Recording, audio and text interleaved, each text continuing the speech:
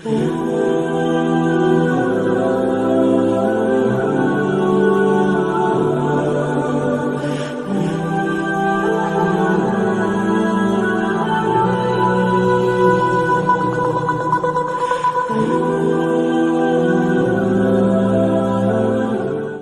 باللہ من الشیطان الرجیم، بسم اللہ الرحمن الرحیم۔ لا الہ الا اللہ وحدہ لا شریک لہ، اللہ اکبر کبیرہ والحمد للہ کثیرہ، سبحان اللہ رب العالمین، لا حول ولا قوۃ الا باللہ العزیز الحکیم۔ رب ادخلنی مدخل صدق واخرجنی مخرج صدق واجعل لی من لدنک سلطانا نصیرا۔ رب اشرح لی صدری ویسر لی امری واحلل عقدۃ من لسانی یفقہوا قولی۔ ان الصلاۃ ونسکی ومحیای ومماتی للہ رب العالمین۔ یا ربی لک الحمد کما ینبغی لجلال وجہک وعظیم سلطانک۔ یا ایھا الذین آمنوا ان تنصروا اللہ ینصرکم ویثبت اقدامکم۔ اللہم صلی علی محمد وازواجہ وذریاتہ کما صلیت علی آل ابراہیم وبارک علی محمد وازواجہ وذریاتہ کما بارکت علی آل ابراہیم انک حمید مجید۔ تمام حاضرین و سامعین کی خدمت اقدس میں روین اکمل بنت بلقیس غفار بہت سی دعاؤں کے ساتھ السلام علیکم ورحمۃ اللہ وبرکاتہ عرض کرتی ہے۔ معزز حاضرین و سامعین، اب میں آتی ہوں آج کے سورۃ بقرہ کے پارٹ نمبر 30 کی طرف، آیت نمبر 54، 55 اور 56۔ بسم اللہ الرحمن الرحیم۔ وَإِذْ قَالَ مُوسَىٰ لِقَوْمِهِ يَا قَوْمِ إِنَّكُمْ ظَلَمْتُمْ أَنفُسَكُمْ بِاتِّخَاذِكُمُ الْعِجْلَ فَتُوبُوا إِلَىٰ بَارِئِكُمْ فَاقْتُلُوا أَنفُسَكُمْ ذَٰلِكُمْ خَيْرٌ لَكُمْ عِندَ بَارِئِكُمْ فَتَابَ عَلَيْكُمْ إِنَّهُ هُوَ التَّوَّابُ الرَّحِيمُ۔ وَإِذْ قُلْتُمْ يَا مُوسَىٰ لَن نُّؤْمِنَ لَكَ حَتَّىٰ نَرَيَ اللَّهَ جَهْرَةً فَأَخَذَتْكُمُ الصَّاعِقَةُ وَأَنتُمْ تَنظُرُونَ ثُمَّ بَعَثْنَاكُم مِّن بَعْدِ مَوْتِكُمْ لَعَلَّكُمْ تَشْكُرُونَ۔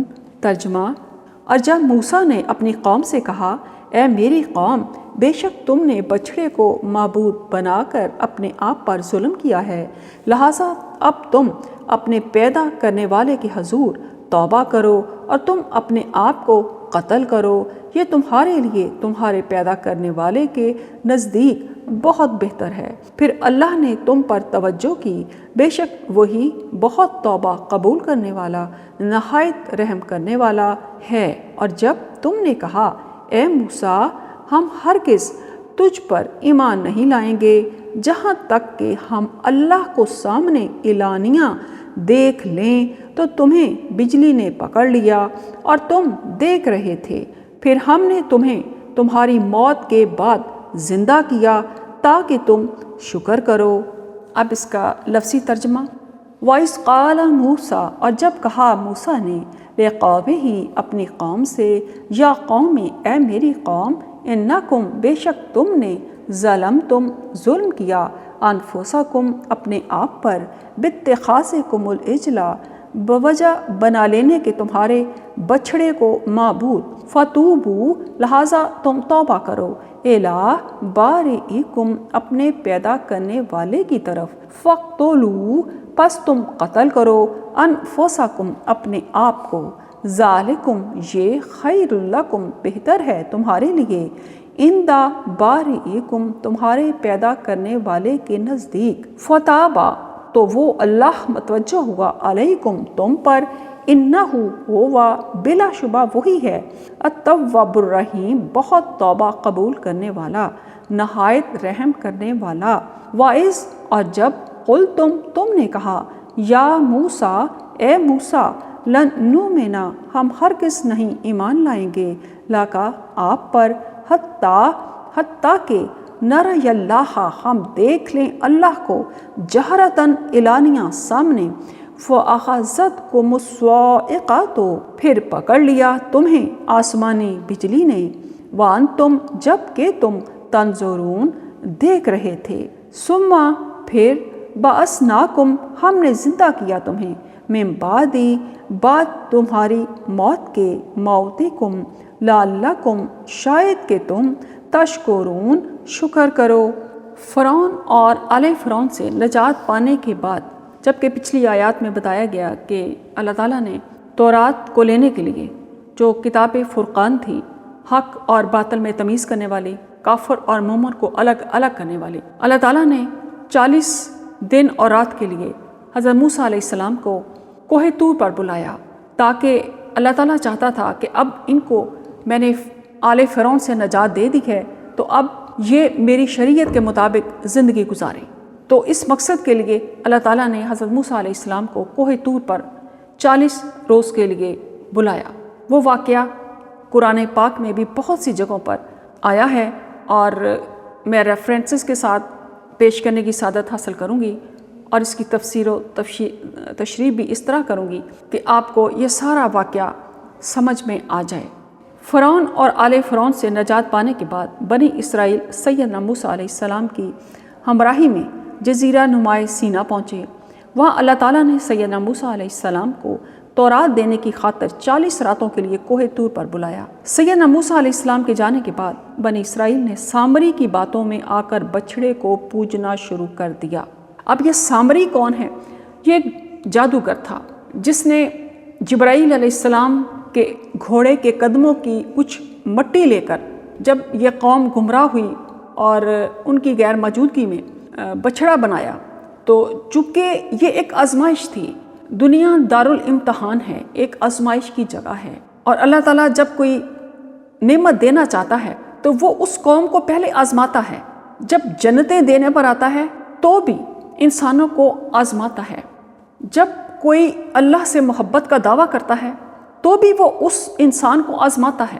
یہی اللہ تعالیٰ کا اصول رہا ہے کہ وہ صرف صاف پاک کھری چیز کو ہی چنتا ہے تاکہ کوئی انسان اس کی محبت کا جھوٹا دعویٰ نہ کر سکے۔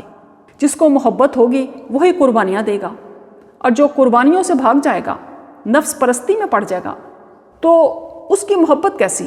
پھر تو وہ اپنے نفس کا غلام ہے، اپنی مرضی کا غلام ہے۔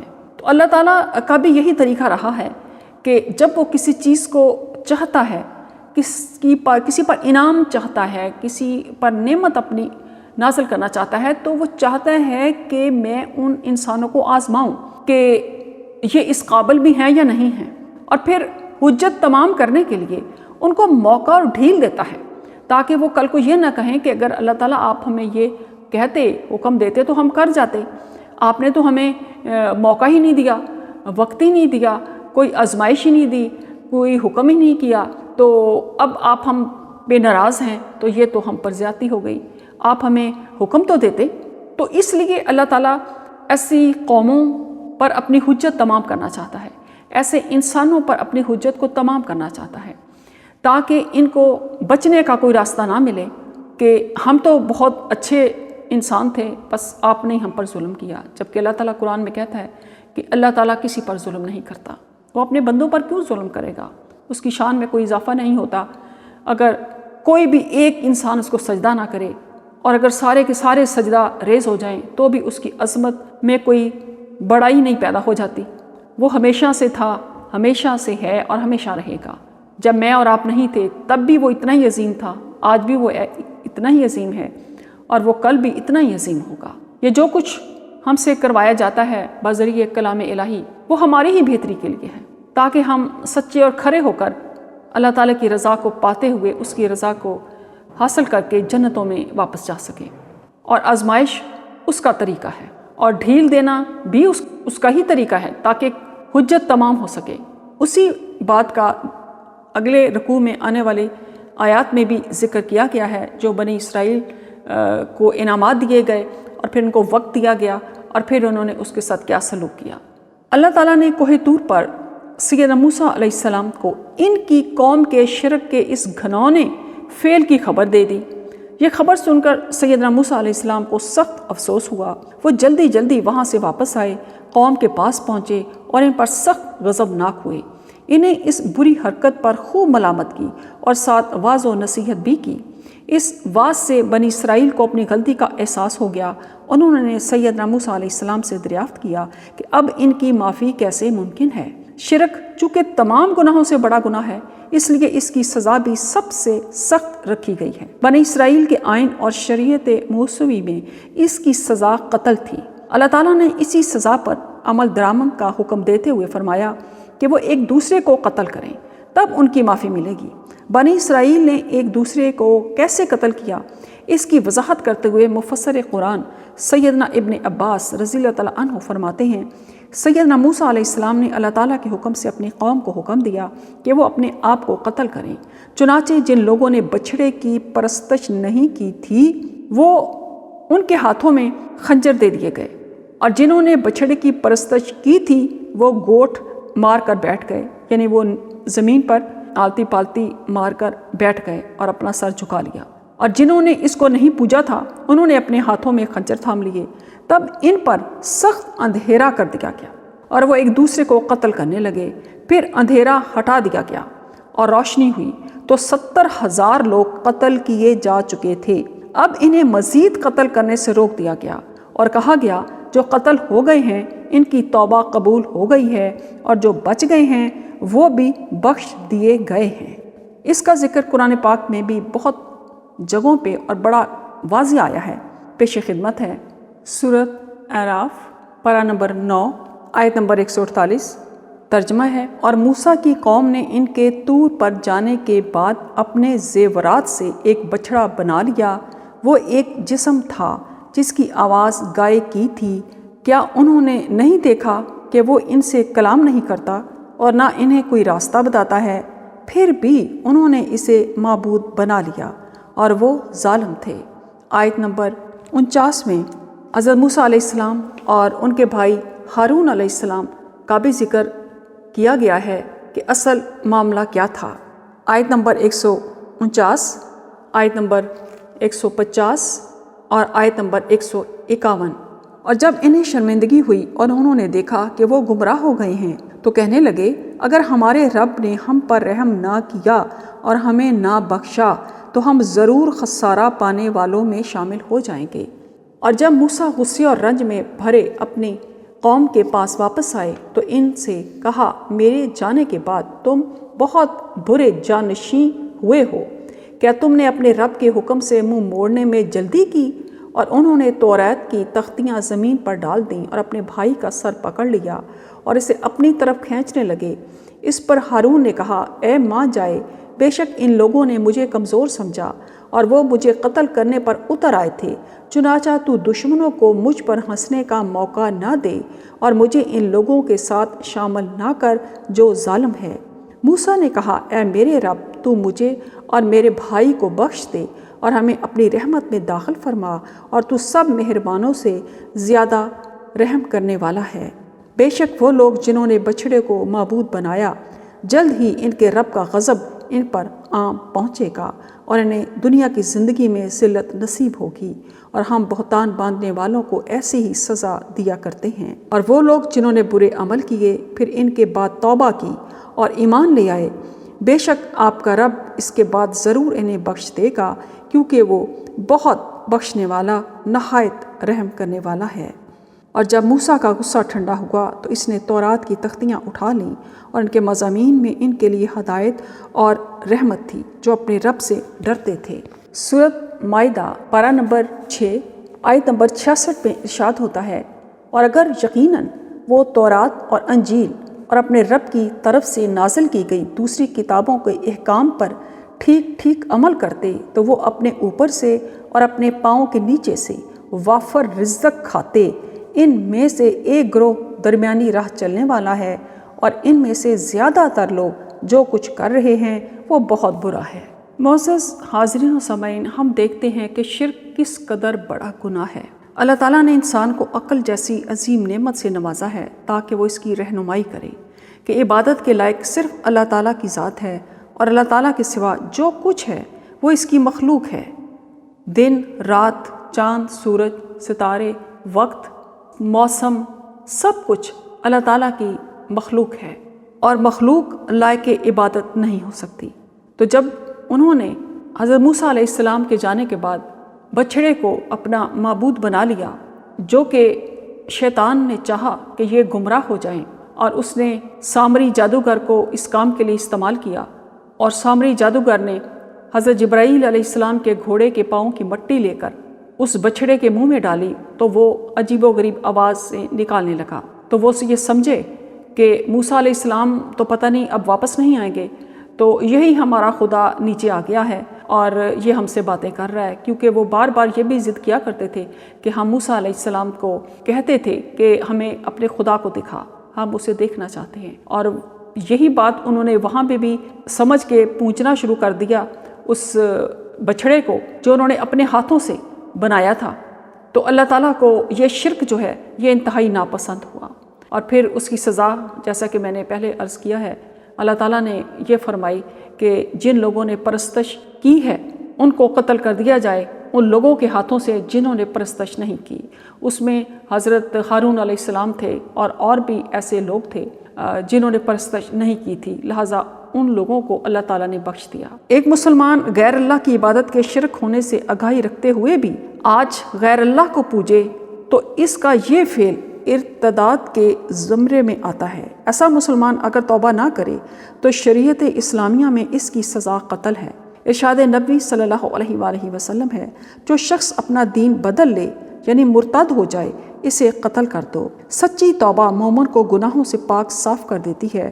دنیا میں جس گناہ کی سزا مل جائے وہ اس گناہ کا کفارہ بن جاتی ہے۔ تو جب ان لوگوں کو قتل کر دیا گیا جنہوں نے بچھڑے کی پوجا کی تھی تو وہ سزا ان کی جو تھی وہ کفارہ بن گئی، اور باقی لوگوں کو بخش دیا گیا جنہوں نے پوجا نہیں کی تھی۔ جس گناہ کی سزا دنیا میں نہ ملے اس کا معاملہ اللہ کے سپرد ہے، چاہے تو آخرت میں سزا دے اور چاہے تو معاف کر دے۔ اللہ تعالیٰ اپنے بندوں پر بڑا لطف و کرم فرمانے والا ہے، وہ ان کے گناہوں پر فوری گرفت کرنے کی بجائے انہیں ڈھیل اور مہلت دیتا ہے، شاید کہ وہ گناہوں سے باز آ جائیں، لیکن جب لوگ اس کی مہلت سے فائدہ نہیں اٹھاتے اور بضد ہو جاتے ہیں اور بغیر کسی قرآنی دلیل کے، بغیر کسی حدیث کے، بغیر کسی ریفرنس کے، بغیر کسی سچائی کے شرک پر کاربند ہو جاتے ہیں اور پیچھے نہیں ہٹتے تو پھر اس کا عذاب انہیں اپنی گرفت میں لے لیتا ہے۔ صدق اللہ العظیم۔ صدق اللہم صلی علی محمد وعلی آل محمد كما صليت على إبراهيم وعلى آل إبراهيم إنك حميد مجيد اللهم بارك على محمد وعلى آل محمد كما باركت على إبراهيم وعلى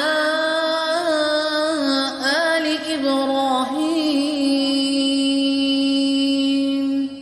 إنك حميد